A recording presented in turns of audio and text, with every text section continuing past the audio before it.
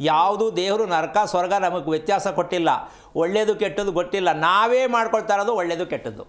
ಆಮೇಲೆ ದೇವ್ರ ಮೇಲೆ ಭಾರ ಹಾಕ್ತೀವಲ್ಲ, ಇದು ನಾವು ಮಾಡ್ತಿರೋದು ತಪ್ಪು. ಅಂದರೆ ಫೇಲ್ ಆದಮೇಲೆ ನಾವು ಇನ್ನೊಬ್ಬರ ಮೇಲೆ ಹೊರ್ಕೊಡೋದು. ನನ್ನ ಕೈಲಿ ಆಗಲಿಲ್ಲ ಅಂದಾಗ ಇನ್ನೊಬ್ರದ್ದು ಹೇಳ್ಬಿಡೋದು, ಕರೆಕ್ಟಾಗಿದೆ ಅಂದರೆ ನಾನೇ ಮಾಡಿದ್ದು ಅನ್ನೋದು. ಇದು ನಮ್ಮಲ್ಲಿ ಬಂದಿರತಕ್ಕಂತಹ ಒಂದು ಅಜ್ಞಾನ ಅಂತ ಅನ್ಕೊಳ್ಳೋಣ. ಹೀಗಾಗಿ ಸ್ವರ್ಗ ಅಂತಕ್ಕಂಥದ್ದು ಮನೆ ಹೇಗಾಗತ್ತೆ ಉದಾಹರಣೆ ಬೇಕಲ್ಲ. ಹೌದು, ಮನೆ ನಮ್ಮದು ಸ್ವರ್ಗವಾಗಿದೆ, ಸ್ವರ್ಗ ಮಾಡ್ಕೋಬೇಕು ಅಂದರೆ ಮನೆ ಹೇಗಿರಬೇಕು ಅಂತಕ್ಕಂಥ ಪ್ರಶ್ನೆ ಹೊರತಲ್ಲಿ ಏನದು ಅಂದರೆ ಕುಟುಂಬದಲ್ಲಿ ಯಾವ ವ್ಯಕ್ತಿ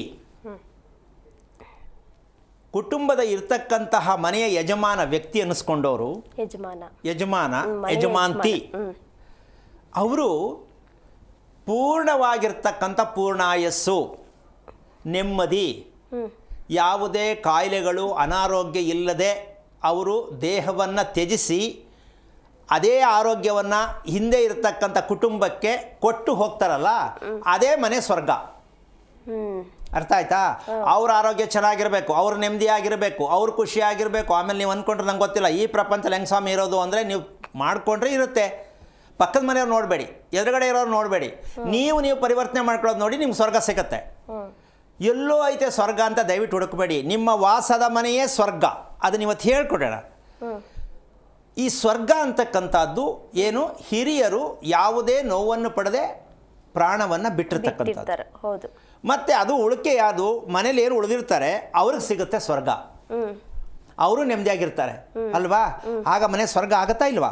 ಆಗುತ್ತೆ. ಈಗ ಆಗಿಲ್ಲ ನರಕ ಅಂದ ಮೇಲೆ ಏನು ತಪ್ಪು ಮಾಡಿದ್ದೀವಿ ಅನ್ನೋ ಪ್ರಶ್ನೆ ಬರುತ್ತೆ. ಅದಕ್ಕೆ ಉತ್ತರವಾಗಿ ವಿಚಾರ ಹೇಳಬೇಕು ಅಂತಂದರೆ, ಒಂದು ಮಗು ಹುಟ್ಟತ್ತೆ ಅಂದರೆ ಸತ್ತ ವ್ಯಕ್ತಿ ಮತ್ತೆ ಮಗುವಾಗಿ ಬರ್ತಾನೆ. ಇದು ನಾವೆಲ್ಲ ಅರ್ಥ ಮಾಡ್ಕೊಂಡಿರ್ತಕ್ಕಂಥ ವಿಚಾರ. ಸತ್ತವರೆಲ್ಲ ದೇವ್ರ ಹತ್ರ ಹೋಗೋಕ್ಕಾಗಲ್ಲ. ಯಾಕೆ ಅಂದರೆ ನಾವು ಏನು ಮಾಡಿಲ್ಲ, ಅದಕ್ಕೆ ನಾವು ಹೋಗಲ್ಲ. ಹೋಗ್ತಾ ಇರ್ತೀವಿ, ಬರ್ತಾ ಇರ್ತೀವಿ, ಸುತ್ತಾ ಇರ್ತೀವಿ, ಚಕ್ರ ಸುತ್ತಲ್ಲ ಹಾಗೆ.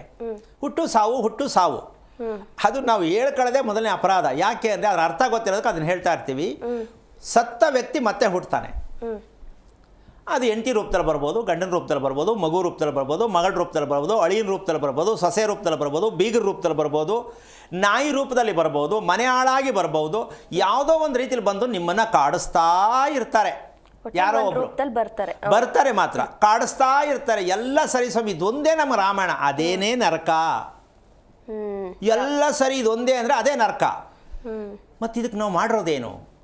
ಆ ಮಗು ಹುಟ್ಟಬೇಕಾದ್ರೆ ಕುಟುಂಬದ ಶ್ರೇಯಸ್ಸಿಗಾಗಿ ಮಗು ಹುಟ್ಟುವುದು ನಾವು ಮೊದಲು ತಿಳ್ಕೊಬೇಕು. ಮಗು ಏನಕ್ಕೆ ಹುಟ್ಟುತ್ತೆ ಅದು ನಾವು ಮಾಡ್ಕೊಂಡಿದ್ದೀವೋ ದೇವ್ರು ಕೊಟ್ಟರೋ ನೀವೇನಾದ್ರು ತಿಳ್ಕೊಳ್ಳಿ. ಕುಟುಂಬದಲ್ಲಿ ಮಗು ಹುಟ್ಟುವುದು, ಜನನವಾಗುವುದು ಯಾವುದಕ್ಕೋಸ್ಕರವಾಗಿ ಅಂದರೆ ಕುಟುಂಬದ ಶ್ರೇಯಸ್ಸಿಗಾಗಿ ಆ ಮಗು ಹುಟ್ಟಬೇಕು. ಏನದು ಅಂದರೆ ಹಿಂದೆ ನಡೆದಿರ್ತಕ್ಕಂಥ ಘೋರ ಅಪರಾಧಗಳು, ಗೊತ್ತಿಲ್ಲದೆ ಆಗಿರ್ತಕ್ಕಂಥ ಋಣಶೇಷಗಳಿದೆ. ಆ ಋಣಗಳು ಯಾವುದು ಅಂತ ಹೇಳೋಣ ಇವತ್ತು. ಗೊತ್ತಿಲ್ಲದೆ ಆಗಿರ್ತಕ್ಕಂಥ ಋಣಶೇಷಗಳಿದೆ. ಅದನ್ನು ಆ ಮಗು ಹುಟ್ಟಿ ಆ ಋಣಶೇಷಗಳನ್ನು ಹಿಂದಿರುಗಿಸ್ಬೇಕು. ಸಾಲ ಕೊಟ್ರಿ, ನಾವು ಸಾಲ ತೀರಿಸಿದ್ದೀನಪ್ಪ ಅಂತ ಮಗು ರಿಟರ್ನ್ ಮಾಡಬೇಕು. ಇದು ಮಗು ಹುಟ್ಟೋದಕ್ಕೆ ವಂಶಕ್ಕೆ ಕಾರಣ. ಈಗ ಎಷ್ಟು ಜನ ಕುಟುಂಬಗಳಲ್ಲಿ ನೋಡ್ಕೊಳ್ಳಿ ನೀವು, ನಿಮ್ಮ ಮಗು ಹುಟ್ಟಿದ ಮೇಲೆ ಕುಟುಂಬಕ್ಕೆ ಏನೆಲ್ಲ ಬೆನಿಫಿಟ್ ಆಗಿದೆ ತಿಳ್ಕೊಳ್ಳಿ. ಹೌದು, ಬೆನಿಫಿಟ್ ಇಲ್ಲ ಸ್ವಾಮಿ, ನಗರ್ತಾ ಇದ್ದೀವಿ, ನೀರು ಕುಡಿತಾ ಇದ್ದೀವಿ, ದುಡ್ಡು ಕಳ್ಕೊತಾ ಇದ್ದೀವಿ, ಎಲ್ಲ ಕಳ್ಕೊತಾ ಇದ್ದೀವಿ ಅಂತಿರಲ್ಲ, ತಿಳ್ಕೊಳ್ಳಿ ನರಕದ ಕುಟುಂಬ.